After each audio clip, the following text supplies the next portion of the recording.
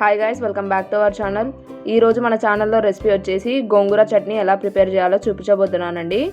చాలా simple preparation చూడండి. ఇక్కడ వచ్చేసి నేను 6 కట్టల దాకా గోంగూర తీసుకున్నానండి. ఇట్లా మంచిగా కట్ చేసుకున్నానండి. ఇప్పుడు ఈ గోంగూరని మంచిగా వాష్ చేసేసుకోవాలండి.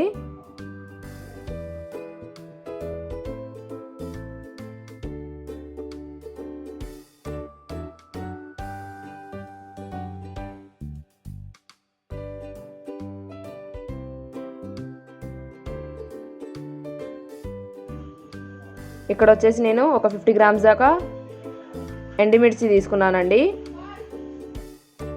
ఇక్కడ వచ్చేసి 3 టీ స్పూన్స్ దాకా ధనియాలు తీసుకున్నానండి. అలాగే ఉప్పు మీకు సరిపడా యాడ్ చేసేసుకోండి. 1 టేబుల్ స్పూన్ దాకా జీలకర్ర తీసుకున్నానండి.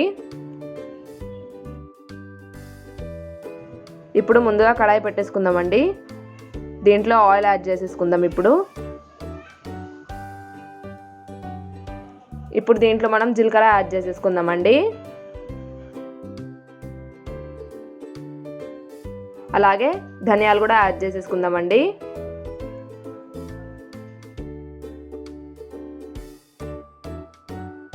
అలాగే ఎండుమిర్చీలు కూడా యాడ్ చేసేసుకుందాం.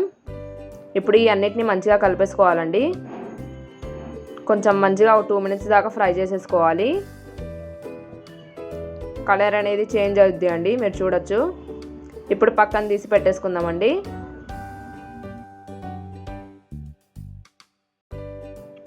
ఇప్పుడు మనం ఆ కడాయిలోనే వాష్ చేసి పెట్టుకున్న గోంగూరని యాడ్ చేసేసుకుందామండి.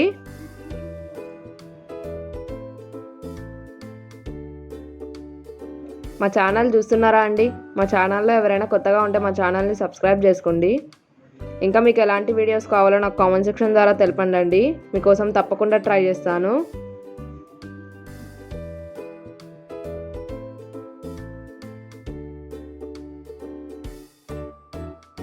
ఇలా గోంగూర మొత్తం వేసిన తర్వాతకి ఇట్లా మూత పెట్టేసుకోవాలండి.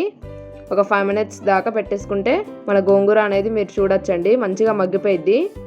వాటర్ అనేది సపరేట్ అయిద్దండి గోంగూర నుంచి.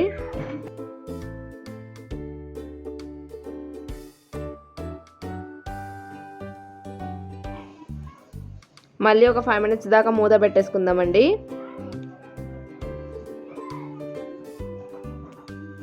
మీరు చూడొచ్చు ఇంకా మంచిగా మగ్గిపోయిందండి గోంగూర అనేది.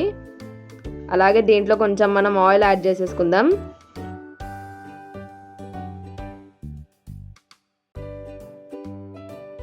ఇలా కలుపుతూ ఉంటే మంచిగా చట్నీ లాగా అయిపోయిందండి.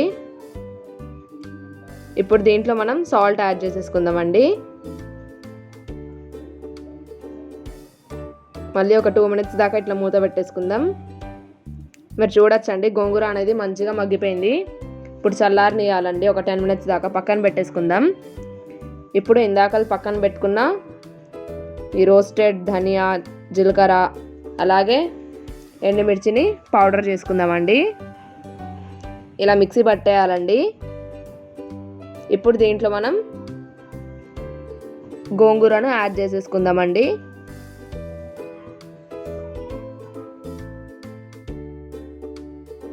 ఈ గోంగూరను కూడా మంచిగా ఇట్లా పేస్ట్ లాగా చేసుకోవాలండి.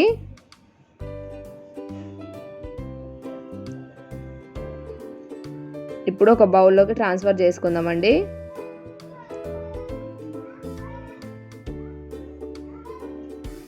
చాలా ఈజీ అండి, చాలా సింపుల్. ఈ ప్రాసెస్ అనేది చాలా టేస్టీగా కూడా ఉంటుంది. వేడివేడి అన్నంలో నెయ్యి వేసుకొని తింటే చాలా టేస్ట్ ఉంటుందండి ఈ చట్నీ. తప్పకుండా ట్రై చేయండి. ఇక్కడ వచ్చేసి నేను 1 కప్ దాకా ఆనియన్స్ తీసుకున్నానండి. ఈ గోంగూరలో ఆనియన్స్ చాలా బాగుంటాయండి. ఇప్పుడు యాడ్ చేసేసుకుందామండి ఆనియన్స్.